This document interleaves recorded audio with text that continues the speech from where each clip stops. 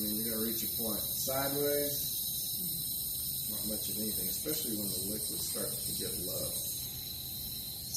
So this is normal, and you got decrease, until you get almost nothing, right? So you got to make sure it's straight upright. If the patient is tilted a little bit, it's no big deal. It's when they get like 45 degrees or less, you're going to have a dramatic difference. And then there's going to be even more dead volume that never gets nebulized. Okay? So you get the treatment going. I'm not going to go through all the steps right now, but you're listening to the aerosol, you're looking at the aerosol, it looks good, it's all good.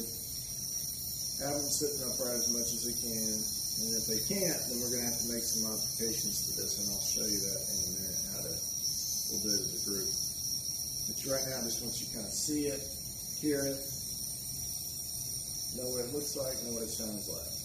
Now, as this liquid gets nebulized, eventually you get less and less liquid, and you'll start to hear it start making that sound. It's about to run out, and then you'll actually hear something like a spurt, or just off and on, because it's just getting that that last little bit of liquid aspirated. So as soon as it starts to spurt like that, I'll usually take it from the patient and I'll click it, because see how there's medicine stuck on the sides of the walls, and then I give it back to them and say, all right, there's a couple good breaths left on this. Give me a good slow deep breath, coach them a couple times. As soon as it starts to spurt again, I'll just go, all right, that's all there is, and then I'll take it from them and we're done. Optimally, is there a trash can on there? Yeah. Could you bring that over here? Optimally, you have a trash can near you or a sink near you, and I can tap this plate. Now, I should also have normal saline on me, and optimally, that's not normal saline, but thanks. You clean out the residue with a little bit of normal saline. We never use tap water, like I was pointing with over there. Tap water has actually small amounts of fecal material, believe it or not, right? Which your gut can take, but your lungs, you don't really want fecal material in your lungs. Your gut will kill it with acid. We ain't got acid in our lungs, right? So never use anything but sterile water, normal saline, or sterile solutions where the patient's going to inhale it, okay? You want to use good aseptic technique? Let me go and grab one over here. Unless they're long. No, here's a good big one. There's like a 15 cc.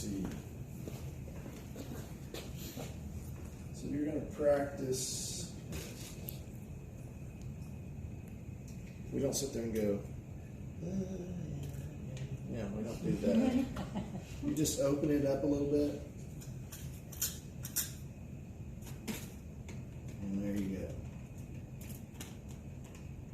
And so there's no chance of me sticking my finger in there. I'm just opening up a little bit to let the liquid out, right? And then seal it back up. Then you'll have a treatment bag, which we'll have a couple of those just for practice, and you'll just kind of hang it up. Keeps it clean, right?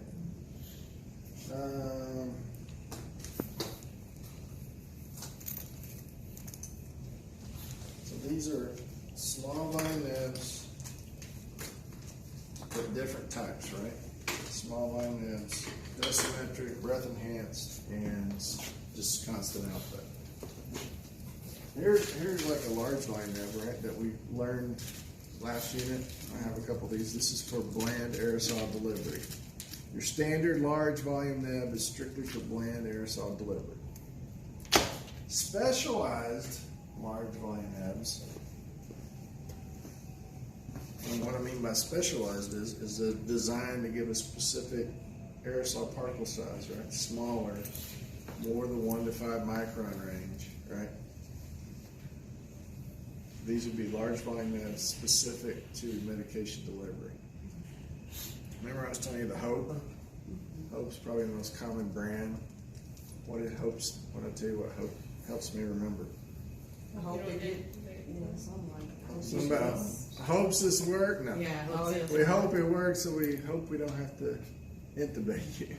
Right? Of course, we don't say that. But you can give a lot of medication here. So these, they're generally limited to maybe 10 mils. And some of these are even more like 6 to 8 mils. Like this one, the top line right here is 6 mils. So just, maybe 10 mils max on a small volume neb.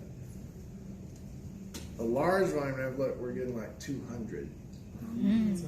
200 mils is the capacity. So we're looking at 20 times the size, right? For sure, at least, maybe more. So if you ever give this one, squirt it in there. Actually on this, it's a straight shot. You could squirt in your medication there, or pour it in. Once again, make sure you're careful, not touching the inside parts of these, contaminating these. This would be powered right here by a airflow meter. Then you could hook in a little hose of oxygen. Pretend that's an oxygen flow meter. Ooh, I put that on there good. Put your little oxygen, and then I could bleed in some extra oxygen so the patient's getting oxygen with the treatment. It's not being run by oxygen, I'm bleeding in oxygen. Controlling how much by looking at their O2 sats. Okay. Hope. Large volume neb specifically designed for aerosol delivery. What else we got in here?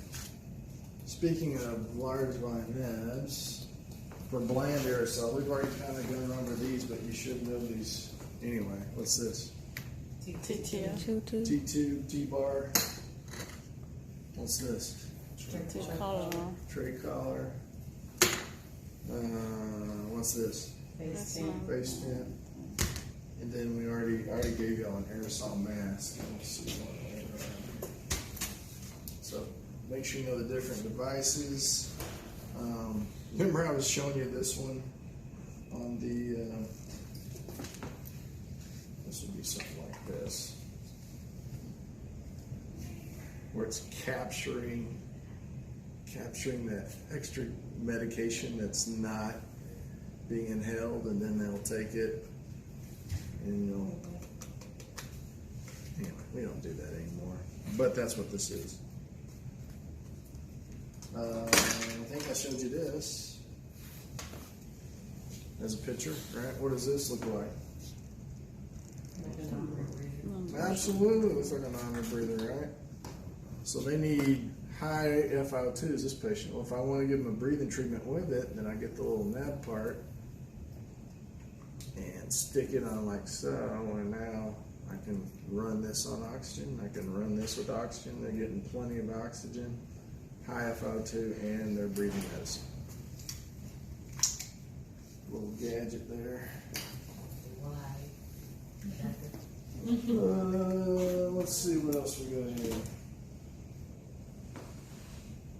It's a tweener. Oh, it's still. This looks like a large.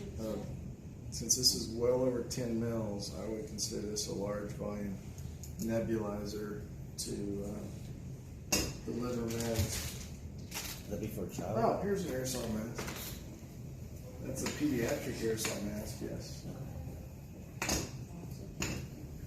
Just your standard aerosol mask. Ooh, I forgot to tell Monday's group how you can modify an aerosol mask. So let's say this is what I got. And, adults have different size faces, right? Some of this won't fit everybody. I mean, this is like, there's people with a lot bigger faces than me out there. But anyway, but a lot of times too, we get smaller people. Well, if it's a pediatric patient, you can get a pediatric mask. Right? But that's a big difference there. So I can actually modify this by flipping this over and bending it like so. And now I've made it,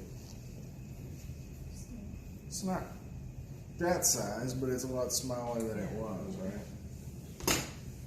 Be careful not to actually bend it in such a way that the aerosol holes are obstructed though. Didn't tell them that. Alright, so aerosol mask. So we got all these aerosols. Remember vibrating mesh technology? So this is the Aerogen right here. I don't have one, but I have the adapter that you might use with the Aerogen.